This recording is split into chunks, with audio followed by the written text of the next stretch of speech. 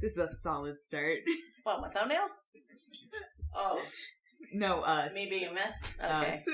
Being a mess. You're fine this morning. I'm not fine. Am I fine this morning? Oh. We can't talk about this. I don't want to edit this. We can keep this part in, but we're not talking about the incident. They have to go back to our podcast for that. For this morning's incident, please see the podcast.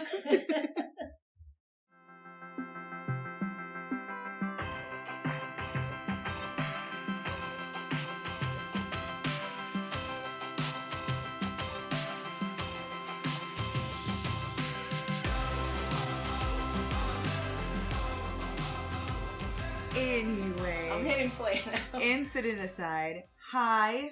Oh, hello. I'm your resident rogue, Oreo. I'm your dependable druid, Shadow. I'm thinking I'm going to switch up the adjectives from now on. Oh, fun. Maybe I'm trying to go alliterative until I run out of D's, and then we'll see how it goes. That's fair. Thank you. That sounds like fun. I might join you. Yes. This morning, I think I'm your reckless rogue, Oreo. Starts with a W, but I'll allow it. Yeah, but it sounds alliterative. You're right. English is weird. I'm going to hit play now. Do. You did not tell me who we're looking at. Yeah, today. We're looking at somebody. No, we're looking at Sapphire. I had a blast. Oh. Well, okay. I had a difficult blast with her. Okay. That is fair. Because I tried to be fancy and graphic and designery with it, so I had to, do different methods that I am not used to. A whole comic panel? Well, no. Also, another problem I have is that I tried to, get into the drawing as soon as possible, which is, detrimental in the long run, because the more time you work on, your sketches and your thumbnails, the easier it'll be to finish. So I'm working on that. So I actually this time tried to see how different things might work out before I committed to a thing. Because, I have a problem with commitment and that I commit too quick. And then you end up making entire extra drawings. Yeah. For you. What's going on? Oh, and then I committed to one, which ended up being the first post that I picked. Just because it felt right, but I figured I would see. So now we're just getting the anatomy down. And you said, what were the things that stuck with me? You said burlesque. Mm-hmm. You said 1920s. Yes. So immediately I thought, okay, Art Deco. I know that's a thing associated with the 1920s. Do I know what it is and how to do it? No. But do we have Google? Yes. So I did a lot of Googling. I learned a lot about Art Deco. You're making me actually learn. And I'm kind of mad. This is the best way to learn, though. Yeah. And I wanted to give her a really dynamic, because I haven't had... Have I had a lot of dynamic poses? No, I haven't. No. So I'm working on that here. Sapphire, I know we talked about, when you first started, you wanted to do a dynamic pose, but then you were like, she kind of just looks like she's playing volleyball, so I don't like this pose. Yeah. So her pose was dynamic in a sense, but it wasn't that first crazy pose that you had picked originally. So I really tried here because, I wanted to put her... While you were telling me about her, I already, envisioned, okay, I'm definitely going to put her on a stage. Mm-hmm. I simply, have to. And then, not gonna lie, it wasn't until, I was uploading this video to, our computer or whatever, that I was like, oh, yeah, she's a bard that plays a lyre. Because I did not give her a musical instrument or any indication that she's singing, because I just wanted her to dance. That's so fair. Burlesque is such a huge part of her backstory, that this works so well also. So, fun fact, the way I envision her is kind of the dancing and the singing, the jazz singer side are two things that she does separately. They're not the same performance anyway. Mm-hmm. Because I also imagine, just by nature of how I know burlesque to work, it would be very difficult to start off with just a smooth jazz song and then just go big band into a full dance number. Yeah. I had to learn a lot for this one. 1920s, like, graphics, accurate burlesque costumes, which I don't even know if I did an accurate one in the end. But I just ended up making her sexy, so who's gonna argue with me there? Truly. I think I knew a little bit, like they would do the fan dance, so I gave her fans. And you also told me full Shaka hair, so I gave her... In Phineas and Ferb one time, they had Shaka Khan make a guest appearance. Yeah, and she had hair. So this pulled off of that, and it also ended up kind of being like Stevani hair from Steven Universe. I was gonna say the hair is partially giving me Steven Universe vibes, and I really love it. Because if I was gonna make her like in a Steven Universe, like she would have that Stevani hair, just like that big curl down to the butt. I was very pleased with the shape that I ended up with the hair. But yeah, like I said, Googling Art Deco, it was like bold, smooth lines and like flat but loud colors. So here we are. Okay, I was like, wow, this color scheme is so big. I didn't know what indigo was, so I had to Google it and just steal like the actual red, blue, gold or red, blue, green values for it. That's totally fair. Turns out it's like a dark purple blue. Yeah. So we're learning today. Exactly. That's the theme. That. So funnily enough, indigo is technically a part of the rainbow. It's that color nobody ever remembers to add. Yeah, the biv. The biv. The in biv. But I am so in love with it. Like, I keep pausing because I'm doing that thing again where I'm just watching the art happen and forgetting that we're doing a thing where I need to vocalize a thought.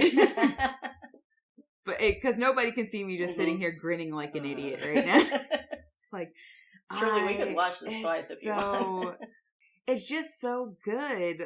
Like, once again, you're doing that thing that you are very, very good at doing, whether you realize it or not, where you found the perfect vibe silently for this character. Because yes, 20s, I was kind of imagining, especially when I said like a jazz club, that very Art Deco. Oh, perfect example. You've seen The Princess and the Frog. Yes. You know the scene where she's imagining what her, what the restaurant would look like, that very like 20s jazzy, that was very Art Deco, that whole vibe. Like, that's kind of what I was envisioning a little bit. And so, like, when they put her in that very, like, Art Deco style, especially for, like, those Frozen, like, what were she on, like a magazine or poster scene, like that. That was exactly it. And this feels like this is exactly where we're about to end up. Gosh, I hope so.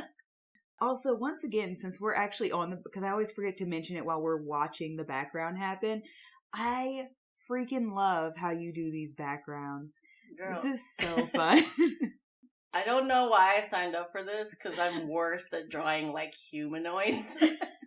And so good with, like, scenery and, like, objects. The curtains are just so good. But yeah, you see me trying to do a fishnet on her. I didn't end up keeping it. Okay, I would have to be like, because I would honestly apologize if you ended up doing a fishnet. That seemed... I tried to, like, download a fishnet brush. I just couldn't make it happen. But also, like, doing the preliminary, trying to put it on right next to that really loud corset, it just ended up being too loud for me. And I was like, no, just leg. No, only leg. Yeah. Also, I gave her, like, a cartoonishly small waist. Yes, I was about sort of garnet, sort of like... This was one of the first things I noticed, and I was like, you snatched that waistline. Which is very fitting, especially for, like, those Art Deco poster styles. Like, none of these women had the waistlines they were giving them in those posters, like, advertising them.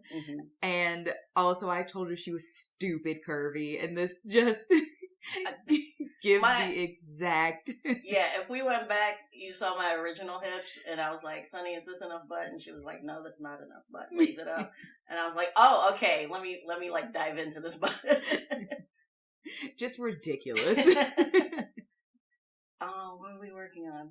You see that I also like put off the face for the longest time. Yes, I did notice we were doing a lot of work. I didn't know what to do. I couldn't make it like pretty enough for her. Because I'm like, she's gorgeous and I'm not. No, the way that I'm drawing her is ugly. Oh no. But I'm pretty satisfied with how it ended up being. Oh, also the preliminary Stevani hair, I was like, no, this isn't like curls enough. We gotta go more natural. So I think, yes, I've just added it now. Yeah. But I think we're finishing up here. Yeah, you got. Yeah, sorry it went so fast. No, like you got like such depth into it. Like, so here's the thing: I have so many thoughts about so many little moments, like the shadow, the way you have like the what does my husband call this every time he's talking about minis? Object source lighting. Ah, yes. We literally just talked about this the other night. We did. The object source lighting, like, and I love that the lights are coming up so you get that hit on the booty. Yeah. Like, it's so important. You gotta highlight that booty. And then you got those cuffs in just right. This is actually almost exactly how I imagine. Like with the dangly bits and the like cap and like, it's so good. Thank you. It's so good. Also, I don't know if you saw, for the longest time I had her eyes closed and then... Yeah. Because I was scared. But then I just fucking tried and did it. And that's honestly exactly what I would want. Because they pop so much and that was kind of like the end goal. Like, gold is not a color I usually use for tiefling eyes. Yeah. Just like, because for me I like changing up a lot of different colors and stuff like that. And gold is one of the ones they suggest. And I tend to not try to stick very close to the suggestions made in the book. You don't say. Because I like branching out. I like my characters not looking like, especially the people who are like, I want to only use the things I was told in the book, looking very different from that. You do whatever you want. An indigo-haired purple tiefling with gold eyes. But yeah, she was difficult, but I'm very satisfied. She's so hot. This literally looks like how they would advertise her. It's so good. This looks exactly how I would imagine, like, when they're, like, advertising, come to the show, see the amazing Sapphire. Like, this would be the poster that they post all around town. Yeah. Are you happy? I'm so in love with this. I am so in love with this. I really like how the curtains came out. Especially for, like, being like I had to search what Art Deco was to do. You did a really good job. Yeah. The power of, like, imitating things in front of you. Another thing. I learned how to do, like, a thing where if you draw on one side, it'll do the symmetry on the other side, which is why the background is so even. So we're learning. We're becoming digital artists. Nice. I'm happy for you. Thank you. I feel like we've come such a long way from Sophia. It's only been like a month. Yeah, but you've done, like, you literally, no art style has been the same. So you've, like, delved into all these different art styles. We're not going to stop. And I'm just looking at the little details now. Like, I'm just going to sit here and stare. I saw, like, you gave her some bling on that one hand that you see facing front with the fan. I do love that you added the little Sapphire hints everywhere because of the nickname. And then also, like, even just, like, the necklace design.